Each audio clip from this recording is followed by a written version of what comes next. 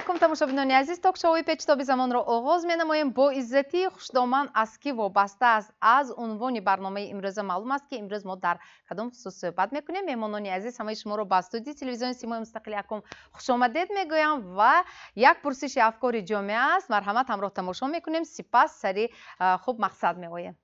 Спосош назм бошад, муомилаш назм бошад, назм мегӯяд. Ганде намегӯяд-ку. Назм мегӯяд.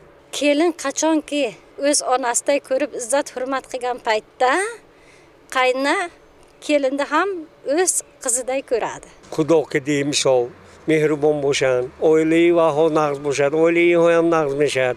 Ham zabon yak zabon shavan agar hamash naqz mishad. Hamon vaqt xushtomani behtarin hisobida meshavad ki pesh az hama dar oila yakdigar fahmi bo'ladi. Байни келину хуштоман якдигар фаҳмӣ бошад. Асосан акун хуштоман роли асосии бозӣ мекунад. Вақте ки келин нав ба оилаи дигар меравад, як духтаре ки дигар ба оилаи дигар меравад, ҳамон хуштоман тарбиятгар мешавад. Агар ҳамон хуштомане ки роҳи тарбияро пеша кунад нисбати келини худаш, хуштомани беҳтарин мешавад.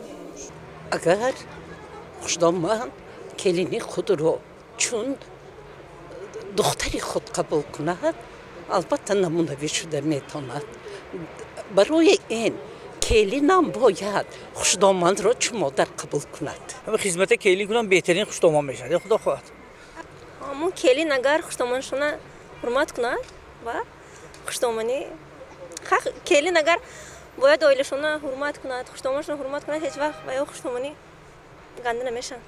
وقتی که همونو کلینی ناز باشن و خدمتای همون ویای خوشدامن اجرا کنن خوشدامن همه وقت پیسرش برداشته میگردد و سخنهای بسیار هم ناز زده کلینه همچون دختر خودشون تربیه میکنن.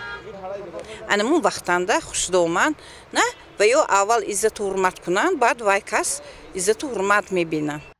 خب اندیشه شهروندان رو شنیدیم. اکنون برمیگردیم با صحبت استودیو. معلم شما روانشناس هستید. یک چیز رو فهمیدن میخوام. برای چی همیشگی در محور اساسی مناسبت‌های عائلوی پیش از همه خوشدامن می‌ایستد؟ زیرا که در عائله شخص اساسی خوشدامن میباشد. در هم کارهای خواجگی هم سامان کردنی اعضاهای عائله، زیرا که در خوشدامن مسئولیت خیلی بزرگ می ایستد. بغیر از تربیت کردنی فرزندان خود، آماده کردن به حیات مستقل، این چنین مطابق شدنی شخصی بیگانه هم کلینی بیگانه دختری که بیگانه به همین عائله است. برای همین هم هر یک نازکی همین عائله را خوشدامن بیشتر میداند، سرفهم می رود، اون را آموخته است، تجربه کلان زندگی دارد. جوانان حالا اکنون عائله را تشکیل میکنند. برای همین هم نمونه بودنی خوشدامن برای اعضایان عائله، خصوص برای کلین، این حتمی میباشد. شاید برای بعضی نفران اینجا یک نوروشن باقی ماندنش ممکن است و شاید سوالی داشته باشند، گویند که برای چی ما همیشه که میگوییم که سروری خاندان سردار پدر است، یعنی پدر خسور چی؟ برای چی در محور اساسی مناسبت ها پدر خسور نمی ایستد، خوشدامن است؟ زیرا که پدر تامین کننده عائله هست.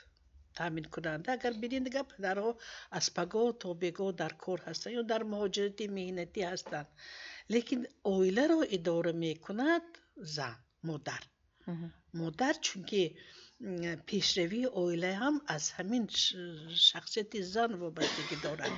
نازکی عائله، نازکی فرزندان، تربیه، اساسا ببینید دیگه تربیه در دست بسیارتر زنها می شود.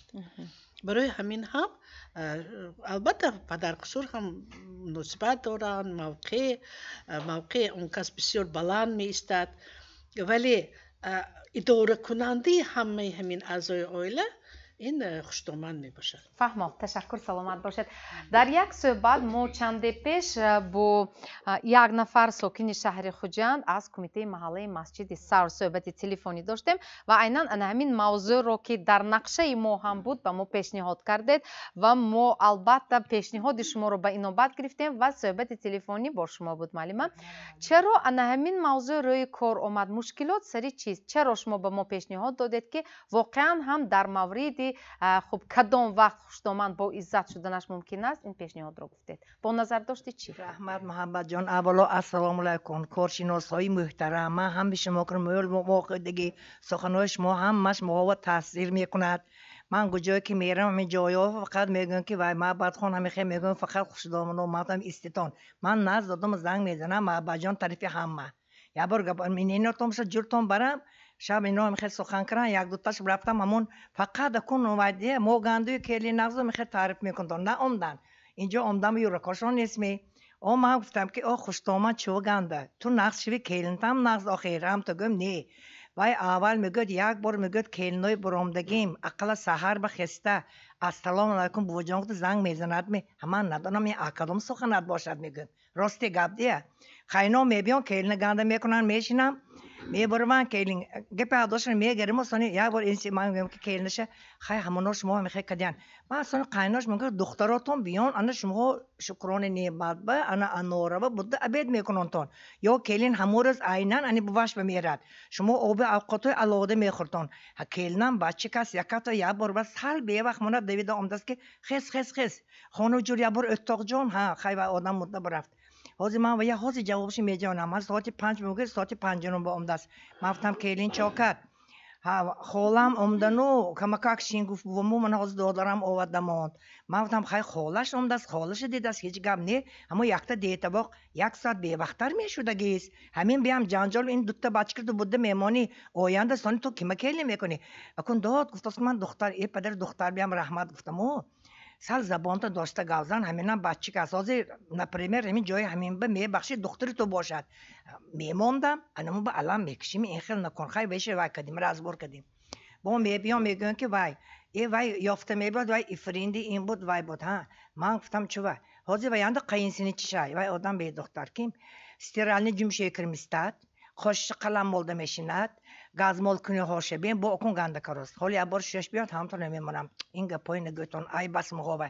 ما سرپوشی دیک ما قلفی در تو وای پسر دامدن تو وای آخر آلدکون بچم خیلی استرال نه چود دختر چه وای داوری ما دیگر ما اصل 20 با آمدیم انی ها دیگر ما که خیلی داورش راند با یک روز آمدست که وای بواهاشون تلفن چاشون بودست این به دادیم پدر تلفن با رحمت این تلفن همه جا گپ شده است گفتم بیا اکن ما یک بار اکن گفتم همون رو پشت کنیم چه می ناز میشد می گجار و میم خوشدامن گنده میکنند معلم جان یک بار درباره همین گنده میگه دو سه تا سخن زنی تو هم واشون من دیگه این یک بار شتگیم طرف همون سگم اونجا نادم تو رود شنویتون قشلاق جانا من همین برنامه برادرسیم با ماندگاشو من میان قریب 40 کس من قریب لگ و کال کردن که شما همین گپ من برآمد سر کننده من کو ماندگی گپای ایغال شناستان از همین مثال ها معلوم است که اصلا ما در همین برنامه موقع گیری نمیکنیم ما در موبایل هستیم البته و کسی مثلا طرفدار آن نیست که عروس نقص و خوشتومن گنده یا اینکه خوشتومن خوب و عروس گنده به هر حال ما اندیشه همه آنهایی که در برنامه ما اشتراک میکنند ما میشنویم و قضاوت را به خود آن نفرانی که ما را تماشا میکنند به آنها میگذاریم از اون مثال هایی که گفتید اینجا عیبی کی است مناسبت عروس خوشدامن را بینید به فکر شما خوشدامن کیست معلمه خوشدامن مادر شوهر همین خیلی حادثه ها می شود که وقتی که و میخورند میگوییم که خوشدامن گنده کدام میدارم شوهرتون نازمی ها همون شوهرتون کی تولد کرده کی همونای پسرشون باشن اکون اینایی که نقص بینید اقل 50% هم خوشدامنتون بتیدو همون کسی هم نقص بینید بچم آدم اخیل نمی کند شما یک خواستگاری کده چند تا در برفته از اونجاها شما یک کلین کده آمدن اکنون صبر کدن در کار دخترم مناسبت نقص یاد دادن در کار مثلا کلینه کلین اون تو کن بعضی ها کلینه تو گفته مناسبت میکنن خیلی فرزندشون بایی میگیرن تو میگم مایلست لیکن خجاندی موی منتالیتش با کلینوی همه شما گفتن نومش نمیگیرم من مثلا کلینه کلونیم پاشو میگم کلینه کلونیم کلین پاشو میگم دومش پاشاخو میگم نومشون نمیگیرم همین علاقه وایها یک الهام میبخشد حالی خانه‌شون به روی من مادرشون میگن که پاشاخو اون تو کد اون تو خد شما هم پاشاخو شما پاشات بدن بعد ما هم پاشات میگن از سخنهای ما وابستگی کلان دارد همین خوشدامنه دربارش گفتید و لغت‌های گفتم خوشدامنه ریشش چی بود است گفتم کوام خوش یعنی روزی خوش دامن روز بود است خوش روز وقتی که خوشدامن نغز است روزتون نغز میکنید بله بسیار خوب با فکر شما استاد کدام وقت خوشدامن در عائله صاحب عزت می شود در بهشت دو کرسی بوده است دیگر همه کرسی ها بند بوده است و الان دو کرسی بریلانتی خالی بوده است از خداوند پرسیدند که این همه کرسی ها این بند است این دو کرسی بریلانتی جایش خالی از آن کیست گفته پرسان شوند از خداوند ندا آمده است که این کرسی جایی آن خوشدامن و کلین یکی به مراسا در حیات زندگانی میکنه حالا هم وای کرسی خالی اکنون مقصد و مرام این مسئله گذاشتن و این از موضع اون قدیمترین محله برآمدنش این مسئله خالی بودنش را نشان میدهد که امروز بررسی شده استاده است بهر این شنوندگان و به دیگران اکنون خوشدامن ها اون وقتی نقض میشوند که از کلینی که وی 18 19 20 25 ساله خوشدامن 40 ساله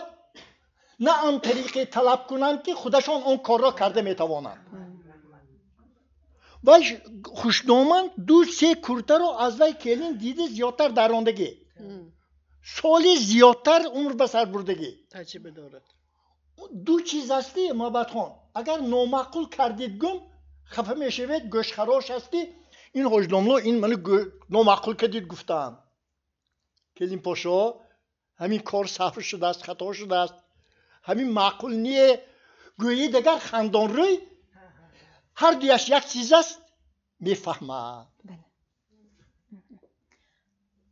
یک چیز باز از فرصتی مناسب استفاده برده ایستاده خوشدامان ها همین تانه و تانه کشی کدام وقتی شده است که این عیب است که طرف دختردار جای خوابی مردینه رو پیش از توی برده ایستاد تامین کند سپالنی گارنیتور اینا های مردم این های جوان ها های داماد شونده ها چکت را بسته ایستاده چنان مهنت کن که خودت تا توانی محتاجی کسی دیگر نشو انا این سرز میزند دادای شما اینه کرد مادری شما اینه کرد تانه کشی میشود نوزن بالله این کار نشود ثانی آجش خیلی گفتم آداب معاشرت در خانه تلویزیون رادیو کدی محبت جان گفته برانگر همه ما گوشامو فورم و جان دادا جان یا که نمایشنامه تئاتر ها دادر جان خواهر جان همسری عزیزم لیکن روی مردم برای چی در خانه آداب معاشرت را نگاه داشته نمیتوانه دو پرپسه نسبت همدیگر استیزه کاری تا به درجه روی کلین یک دیگی روغن به دخ کرده نمیتواند و در گیراندگی یک دیگی روغنه و خوشدامن میدانید و کلین پاشا جانه این میشود هم به بناگو غم غصه نخورید خفه نشوید گفتی آداب معاشرتی نگاه داشتید چنان کارگزاری کرده است خوشدامن به اون شوهری که کمتر کلین اوقات را شورتر کرده است کم که قاشقه وقشی گیرد و کلیش باشا جانم چون آخوی را که با مزه پخته است گفته ایستاده همه را خندانده ایستاده روپش کردگی طبقاق دیک الان این خوشتومن الان این خوشتومن است یک سخنی ساده که میگویم قیناها قینا میگویم خوشنده آب خوشتومن است قیناها یک بیاد آرید که به کدام خانه کلین شدگی بوده با قدری این که کلین و داماتی نو تا به درجه به قضای حاجت به بیرون نمی براید با قدری این شکرانه باید کرد که هر چقدر که شکرانه بکنید جوانان امروز در مقیاس بین الملل تاجیکستان شان و شهرت یافته است با خدا اگر خواهد با آیلای مستحکم کفاق هم دیگر فهمی باز مشهورتر بشویم به همتون موفقیت باشد. تشکر، سلامت باشد. تشکر. در تعلیمات دینی مبین اسلام حاجی دامالله مرحمت در مورد احترام خوشتومن و مناسبت عروس با مادر شوهرش، شوهر عزیز و شیرینش چگونه معیارها معین شده است؟ درست. معلمه پیش از همه ما دونیم که از نقطه نظری شریعت پدر و مادر میشد نسبی، پدر و مادر میشد سببی. نسبی همون پدر و مادری که ما از آنها به حیات آمدیم.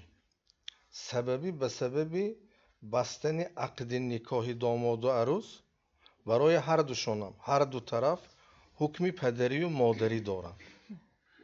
این نقطه نظری شریعت مادامی که خداوند رازیگی خودش را وابستگی به رضاگی پدر و مادر کرده است باید کلینه های این زمانه کوشش کنند که رضاگی همون خوشدامنشان رو کسب کنند.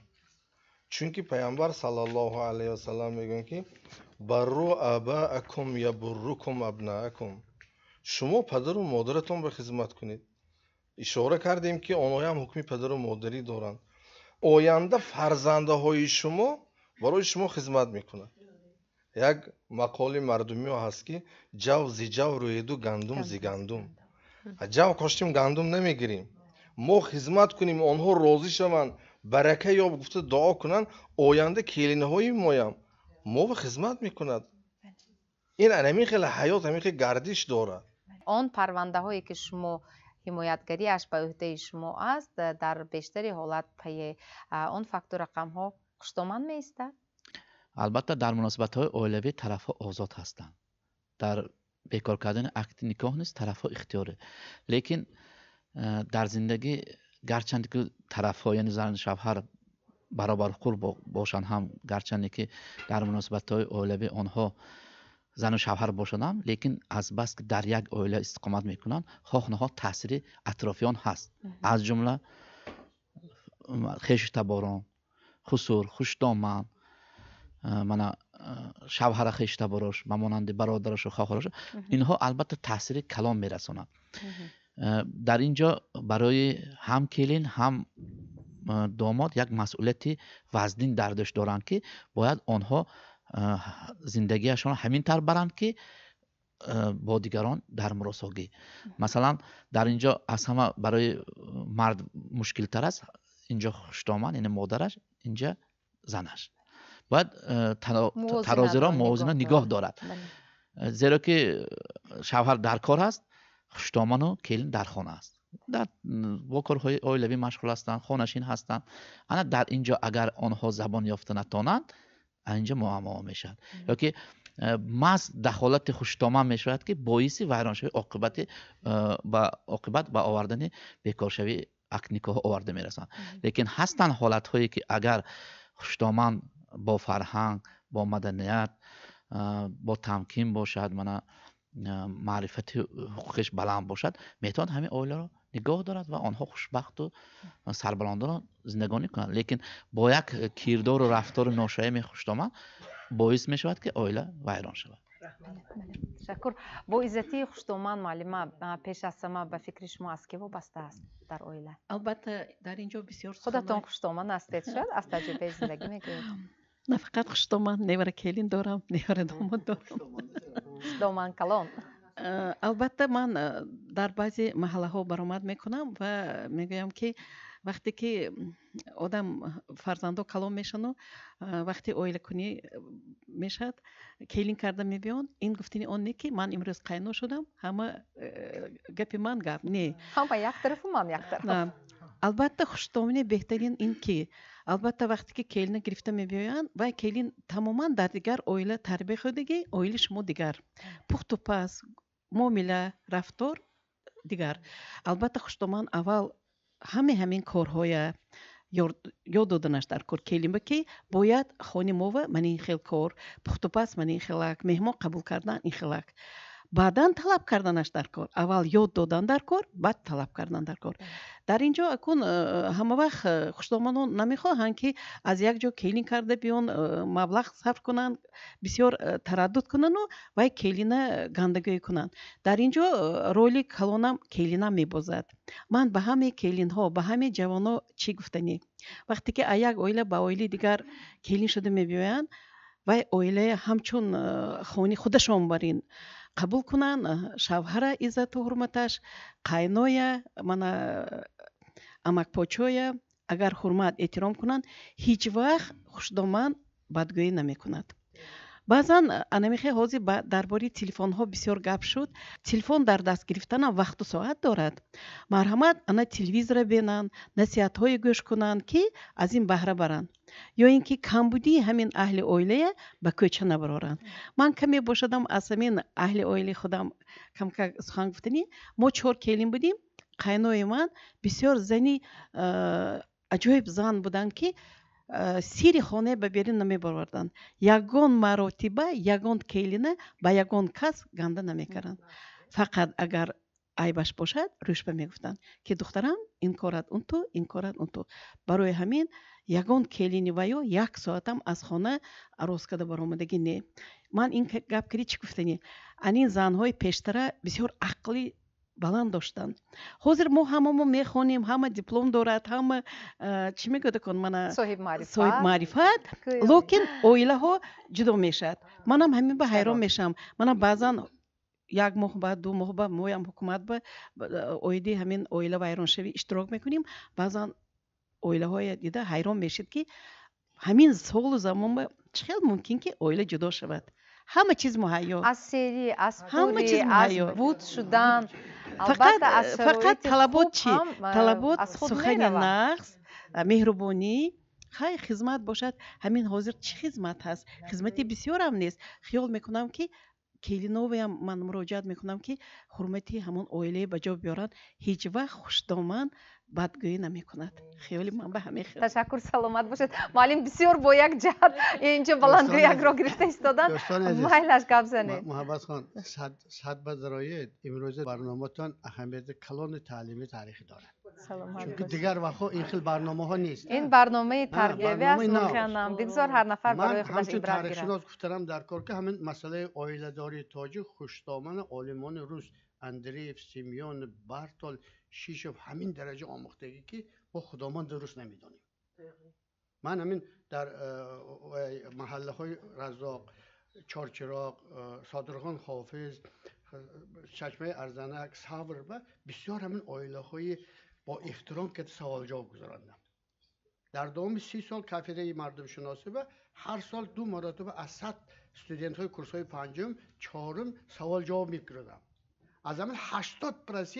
مستحکم شو عائله خوشدامان به وابسته میکند نه همه معلم طور گفتین نه همه خوشدامان مادر داماد دختر خودشان باید قبول نمیکنه در رفیق من همین چیزهاش گویدگر من سویل خال خاندار نشده است چه وقت همین خیلی گویم ما مادر داریم لیکن مادر اساسی ما خوشدامان ما دیگر ای خانه بر رفتن ما ممکن نمیگوید برای همین رفیقان محترم حقیقت من 70% فایز مستحکم شوی عائله خوشدامان ها بوده است بیایتان ما خدا ما سخم گذاریم که همین عائله ویران نشود و آبروی اعتبار خوشدامان جایش به آورده لیکن خوشدامانم دختره همین فرزند خودش باید قبول کنه تماگی یک چند دقیقه بعد دیگر شبکه پیوست نشوید با سیمای مستقل یکم بمانید بخش رکلام با عزتی خوشدامن از کی وابسته این موضوع امروزه ما است و ما در استودیو پیچ زمان این موضوع خیلی مبرم و مهم را مطرح نمودیم و محاکمه کرده ایستادیم. بنابر همین در مورد اویله‌داری و خانوادگی خوشدامن یگان مورد نمیخواهد به کلین مناسبتی بده روا بیند، چون در بالا دیگرها من گفتند قرصک از دو طرف است. یگان کلین هم نمیخواهد مثال مناسبتی بده نسبت خوشدامن روا بینند. تجربه کاری خودم به تکیه میکنم، مثال میبرم خود قضاوت میکنید. از تجربه کاری روبرو شدم به آن مناسبت که مادر عروس دخالت میکند به مناسبت رفتار و کردار همین دخترک در خانواده. همه روزه طریق تلفن امروز چی بود، چی شد و چی کار شد و تو همین به چگونه جواب میگردانی. و میدونید من در مرکز زنان گل رخسار چند مدت من کار فعالیت نمودم و در همین مورد وقتی که با دخترک سر و کار کردیم اصلا دخترک نمیخواهد اویله خودش ویران باشد، لیکن با دخالتی من مادرش همین سمت به آمده رسیده ایستادگی بود و امروز در مورد چند مدتی که وی واقف شد درک کرد که علاقه اویلهش از دست رفته ایستاده است و نگذاشت که مادرش دیگر دخالت کند. گفت با قرار قطعی که مادر جان من اویله خودم دارم دخالت نکنید. فهمم. کدام وقت همین مشکلات بین مناسبت های خوشدامن و عروس حال خودش را یافتنش ممکن است؟ با نظر داشته آن نگوید که تختی که اینجا استاد گفتند الحال همون دو کرسی خالی است. خب مرحمت، کدام وقت همین مشکلات حال خودش را یافتنش ممکن است یا اینکه این پرابلم همیشه سبز و به آخر است؟ اکنون گفتن در کار است که خیلی که الکه گفته شد قرصک از دو طرف.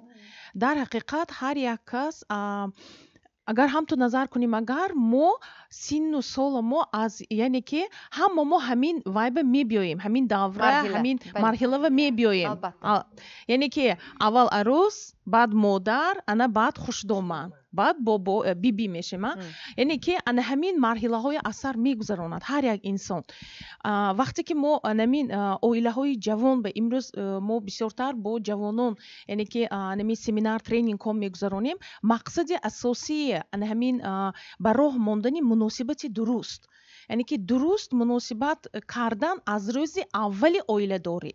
من خیلی که معلم گفته گذاشتن در حقیقت همین وقتی که دخترک همین 18 سال 20 سال 25 سال و عموما در دیگر محیط بود، در اویله خودش والدین خودش میدونند چه فعل خاراکتر دارند و انا وقتی که با اویله همسر یعنی که بعد اویله دار شدن وارد می شود از مادر از خوشدامن خیلی خیلی و یک رول کلان است که ان همین دخترک مطابق کنند.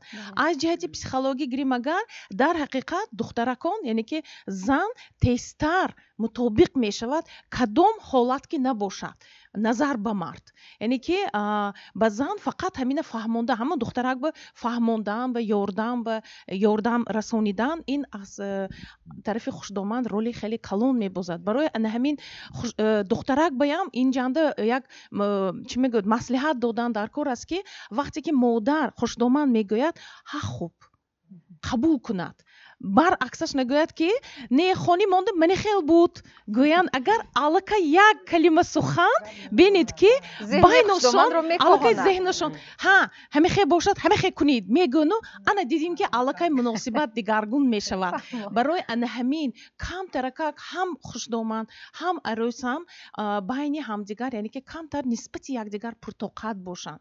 درباره امی کمتر از شوهرش یعنی که اویدی مادرش فرزند یعنی که اساسا پسر بچه 100% فعل خوی خاراکتر مادرش خیلی و خیلی خوب میداند و باید که به همسرش فهماند که همیشه حالت خونده مادرم خشمگین میشن، بعضی همیشه خوراک نمیخورن. برای همین پیشکی یعنی که بعد از آنی که اویله دار میشوند از همسرش پرسیده گیرد، برای اون که همسرش باید چی گویم خیلی که ҳозир гуфтед мобайни ду оташанд намонад.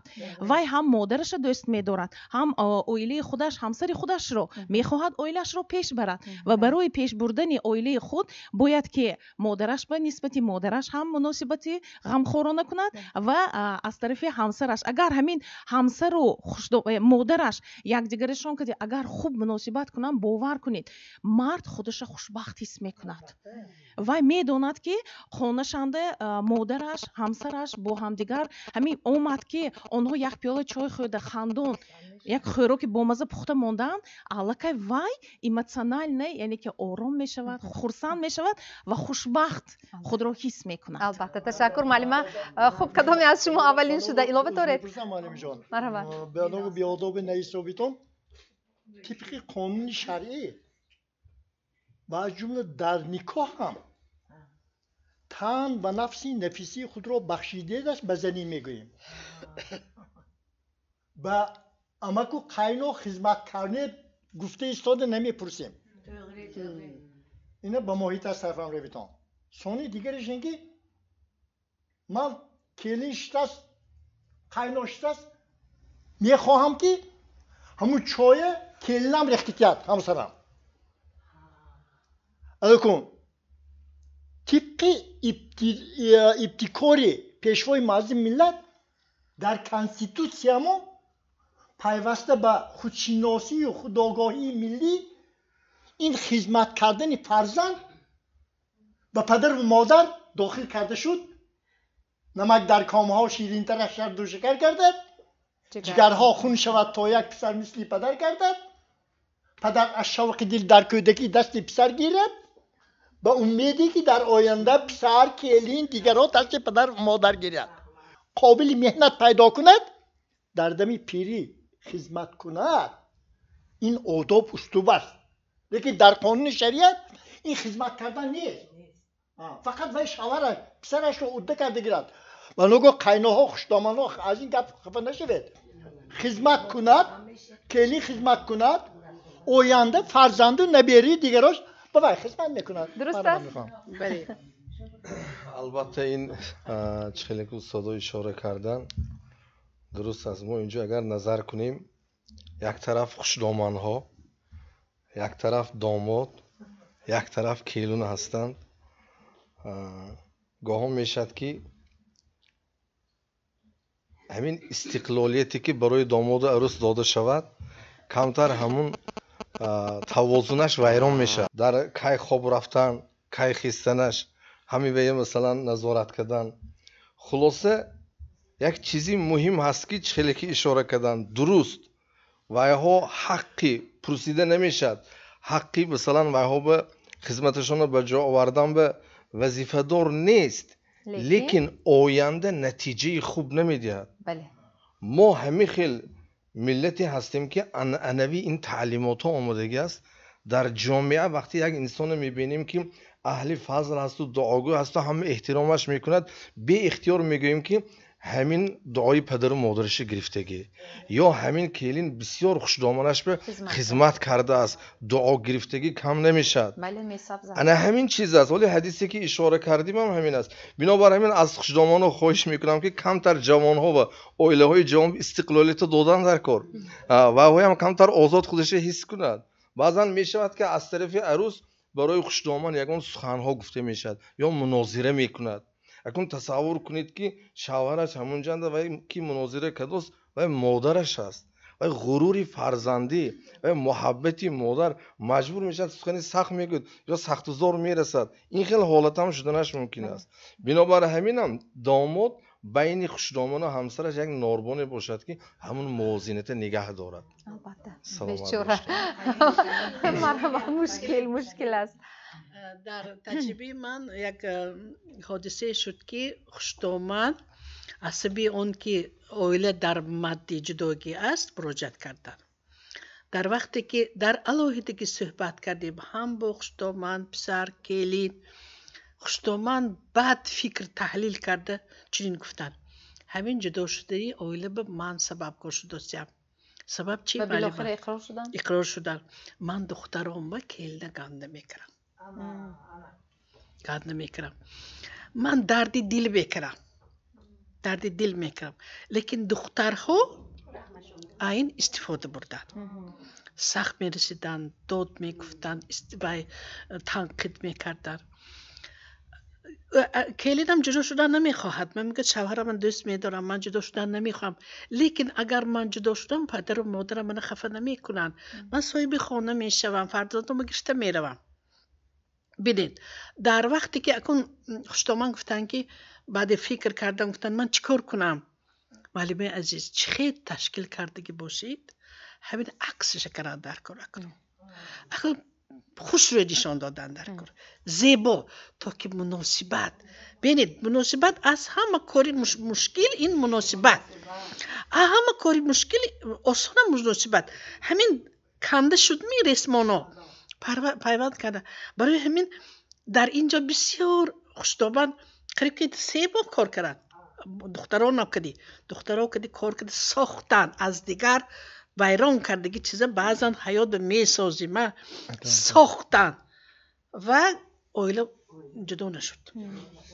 ساختن برای همین همین ساختن همین پیوست کردن این خیلی کاری زرگرانه است برای همین در این عقل و بعضا دخالتی شخص دیگر هم در کار بوده است که باید درک کردند که همین خطاگیشون درک کردند احمد که درک کردند بسیاری ها همین به اقرار شده نمیتوانند چون که غرور بلند کو من حقم برای همین هم در وقتی انمی خیل مناظره کردن یک فکر کنیم که شاید ما خطا کرده باشیم شاید ما یکون چی از دست دادیم که چون که کلینی که آمد البته اولا عزت و احترام میکند همین خیل آماده شده میباید یکم روز روگیران و موگیران نمیکنند عزت و احترام میکنند قبول میکنند دوام همین دوام دادن دو طرف برای آنکه خوشتومن نمونوی باشد کدام معیارها شرطی مهم است که باید رعایت شود معلومات آماری نشان میدهد که بسیارتر همین عائله های پاش میخوردگی از همین 1 ساله تا 10 ساله این حساب کرده برآمدن یعنی خلاصه آخران همین شد که سبب پاشخوری عائله ها یعنی با عائله داری تیار نبودنی جوان پسران و جوان دختران ما خیلی انا در دانشگاه من سالهای طولانی رئیس زنها بودم یک محفل تشکیل کردم با نام فرهنگ عائله داری انا خیلی دخترها که ما کار کردیم پسرها که کار کردیم لیکن از طرف دیگر خوشتومن هایم برای قبول کردن کلین تیار شدن ما در کار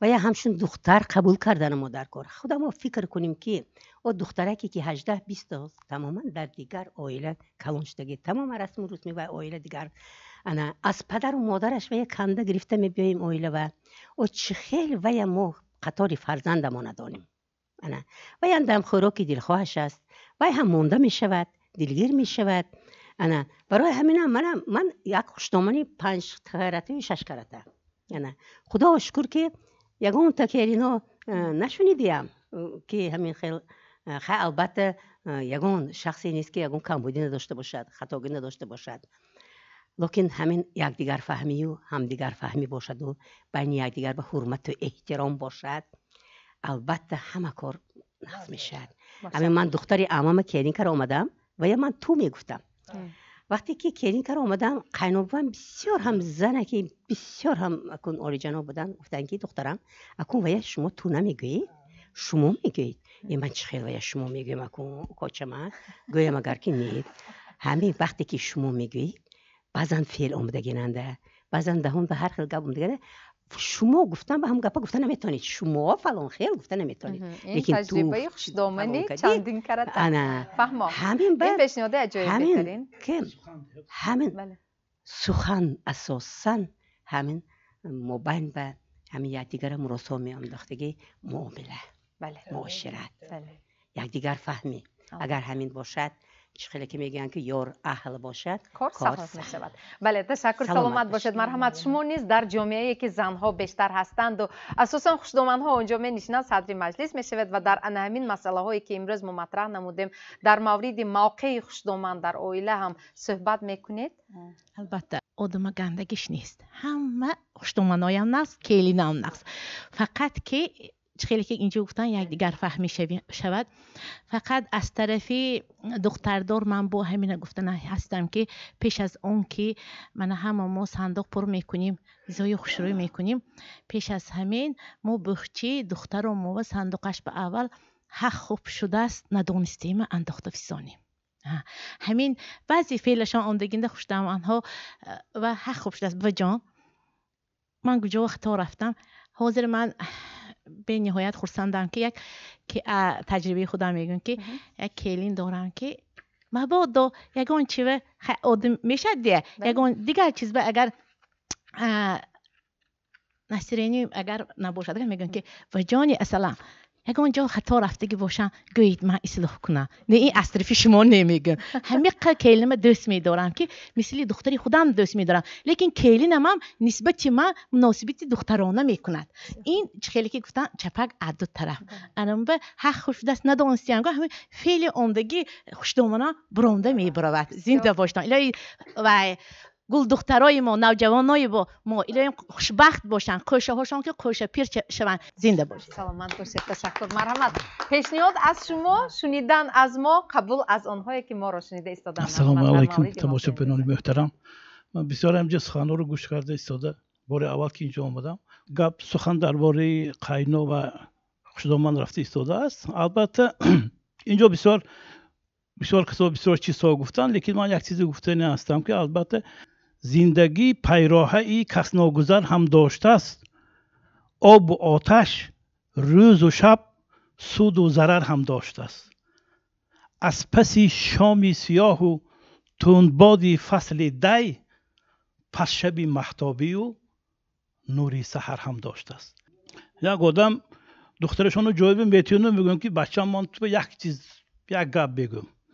گپ همین که میری همونجا خدمت میکنی انشاءالله. فقط میگویی که خوب شده است من ندانستم. همین که بگو من بعد از اینها یک توفی بسیار گران موندگی همین من تو میتیم میگم. خیلی این کس میرن همه خیلی که فرمودن پدرشان همه خیلی میگن خیلی سالها میگذارد فرزنددار میشن، نبیردار ابیردار میشن. شد میگن که یاری شما من به وعده کردید بودید بسیار توفی گران اکنی وای توفه تو اول الله که وای توفای تو گرفتگی بگن. از قفای همین سخنی نغزت و از قفای همین مناسبتی درستت همین درجه آمده، همین آبروی اعتبار بلند شدگیش از قفای همون. برای همین هم فقط سخن بشکند منبر و دار را، سخن زی سوراخ برون کند مار را. تشکر بی‌پایان. سلامت باشید. چه خوشدامن را آرزو میکنید شما؟ خوشدامن آینده خود را چه تصور میکنید؟ از حساب اونی که مرا چه نامزددار کردن نشناسم هم تعریف آنها را شنیدم. ندانم که در آینده میبینیم که آنها چگونه مناسبت میکنن و من چگونه به آنها مناسبت میکنم. من بسیار از مادران شنیده بودم که میگن خواهی که دل شوهرت را یابی به خوشدامنت معامله نقض کن، چون که کلید دل پسرش شوهرت در دست مادری او است. میگویند برای همین هم باید اول مادری او را عزت کرده بعد دل شوهرش را یافتن ممکن. لیکن شاید اشتباه کنم ندانم، بعضی مادران هستند که کلید را دادن نمیخواهند. این حساب رشک مادری باشد یا حساب کلین سزاواری همان نشدنش.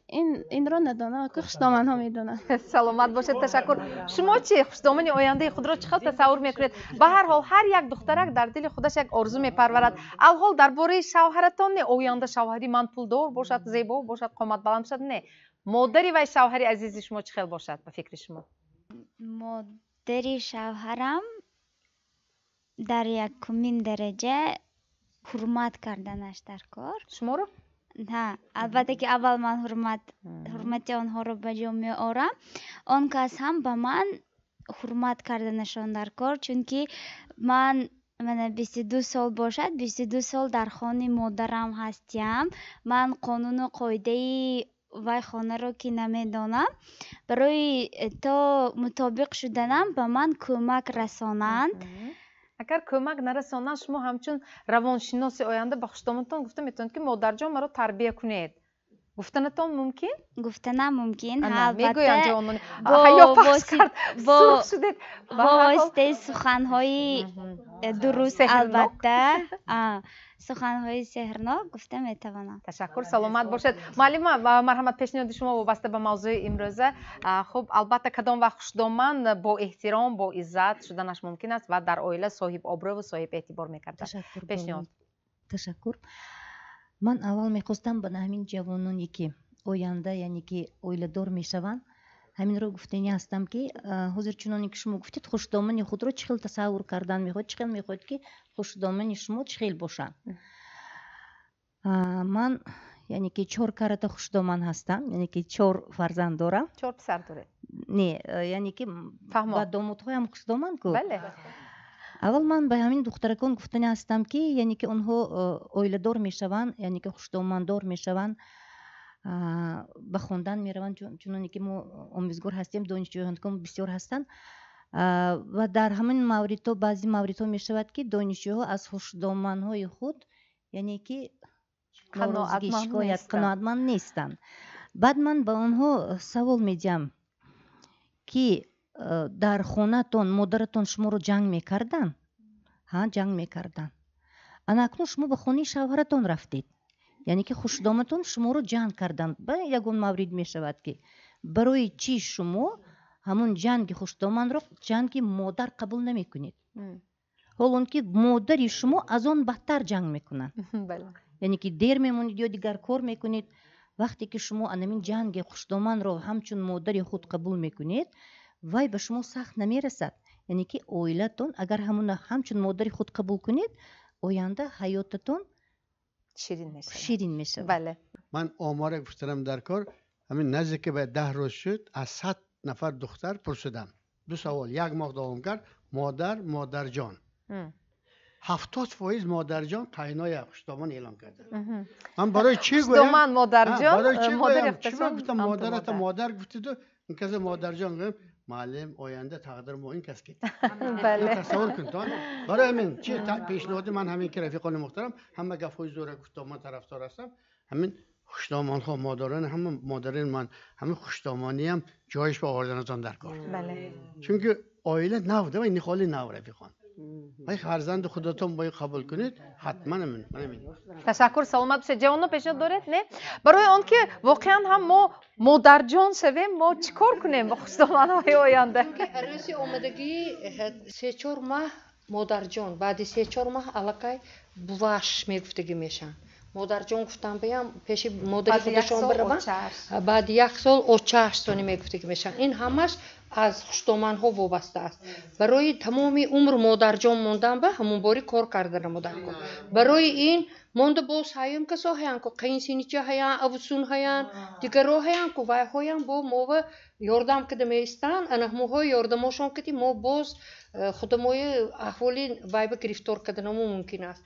ولی استودنت ها میگن که معلم همه قدر گفای میگویتم من اگر میبخشیده بود بگفته همین خیلی جواب میدهن. خوشدامن ها همین خیلی بعضیاشون هیان که میبخشیده قبول کرده نمیتوانن گویا که وای ها خداشون همین خیلی دانا شده تولد شدگی.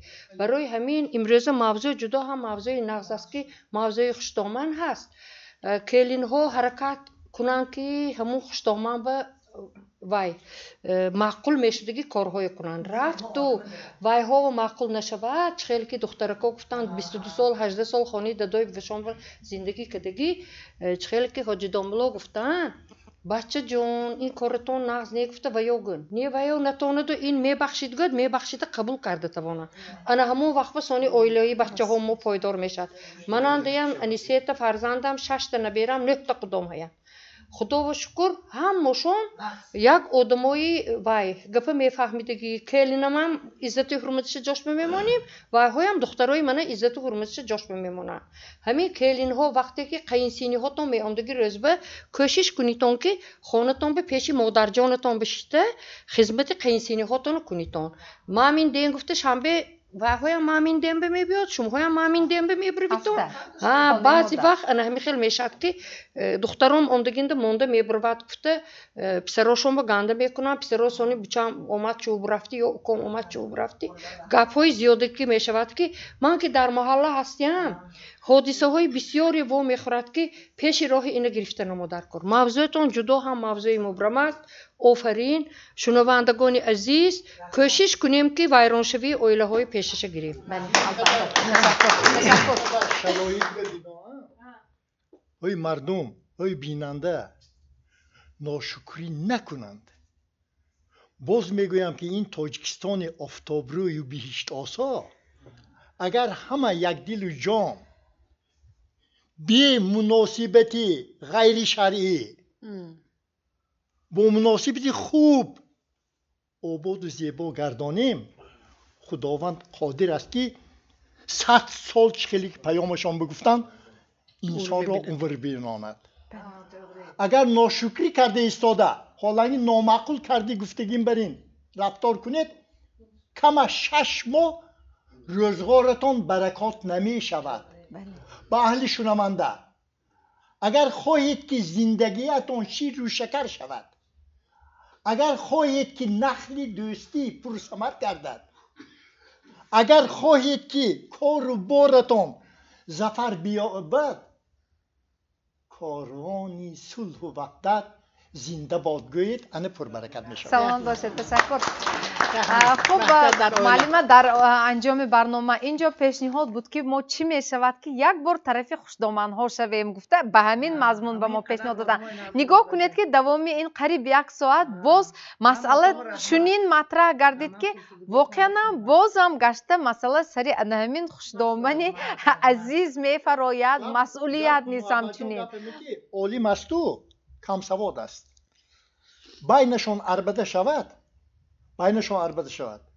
انسان های دیده ایستادگی همون عالم را با عیب میکنند که همین عالم شده ایستاده با همین کم سواد برابر شده عربده کرده ایستاده است گفته گپ باز در سر این خوشدامن میافتد هرچند که تعریفی باشد هم اگر کمتر اگر نارسایی رسد گپ در سری همون خوشدامن میافتد که چون که با حالی میگم که اشچار 3 خانه را زن آباد زیبا میگردند خب معلم سلامت باشید معلم مرحمت شما پیشنهاد خود را گوید با نظر داشتید که واقعا هم اگر به واقعیت زندگی نگاه کنیم هر گونه حالت می شود در یک عائله شاید واقعا هم با جرم خوشدامن همون عائله در همین ورطه هلاکت است در دیگر عائله باشد 100% با جرم عروسی همون خاندان عائله شاید در حالت پاشخوری است به هر حال نمیدونم که این مسئله حل خود را مییابد و عروس و خوشدامن آچه و بچه میشوند به هر حال با نظر داشتی این مسئله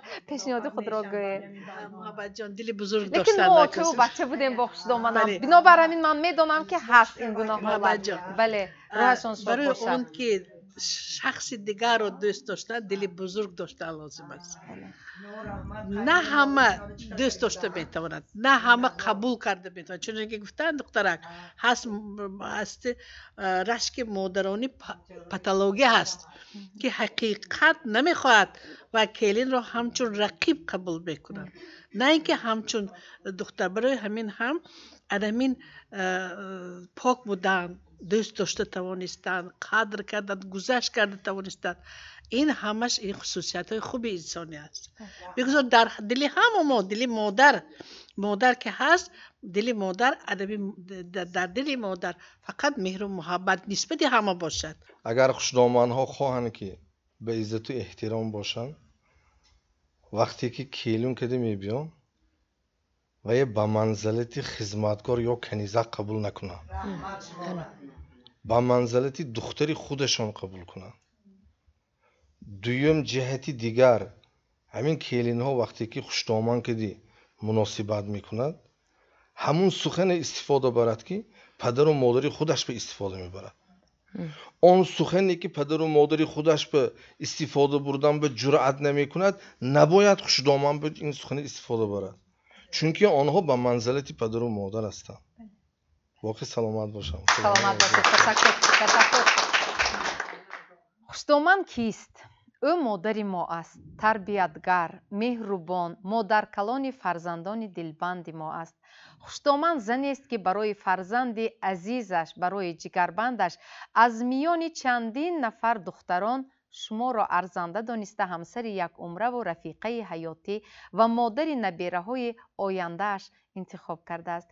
доимо аз хурдсолӣ мо мешунавем ки мегӯянд як даст овоз намебарорад, қарсак аз ду тараф мешавад. бинобар ин зиндагиро тавре созед ки пушаймон нагардед. аз хотир набароред ки ҳар як амали мо хоҳ нек бошаду хоҳ бад ҳатман ба худи мо баргарданда аст. боқӣ саломат бошед, ҳамдигарро эҳтиёт кунед. барои иштирокатон дар ин барнома сипос. то барномаи дигар дар паноҳи худо бошед. хайр.